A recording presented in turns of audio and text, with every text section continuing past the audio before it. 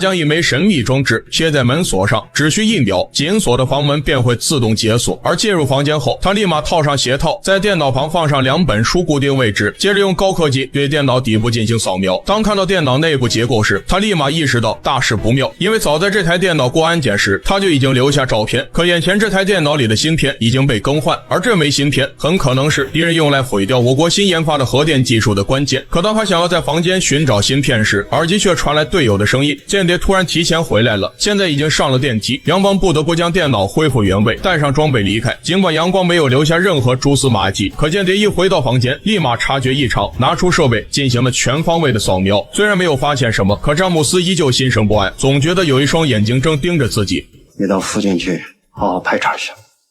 好，明白。而正如詹姆斯所料，早在他们来到连海的时候，阳光就已经在其酒店对面的旅馆住下，一直在监视着他们。而正当无功而返的阳光准备继续监视时，却突然看到赵亚宁走出酒店，并且正在朝旅馆的方向走来。让阳光更想不到的是，赵亚宁突然给自己发来消息，说自己出差，过几天就回去。他像是知道阳光就在对面，故意提醒一样。而赵亚宁并没有第一时间到旅馆查探，而是近距离的对着旅店拍了张照。一共有这6个房间是可以看到我们房间的，我仔细观察了一下，这5个房间都可以排除嫌疑，现在就只有这1个房间还吃不准。而赵亚宁打不准的房间正是阳光所在的房间，因为房间一直拉着窗帘，于是赵亚宁决定亲自查探。可酒店电梯却得刷卡，没有办法，赵亚宁只能爬楼梯。而这一幕正巧被大堂经理看见，很快赵亚宁便来到了阳光的房门外，贴在门上听着里面的动静。而此时阳光就站在门的另一边，当听到屋外有动静时，他立马用脚顶住房门。而就在赵亚宁准备破解门锁时，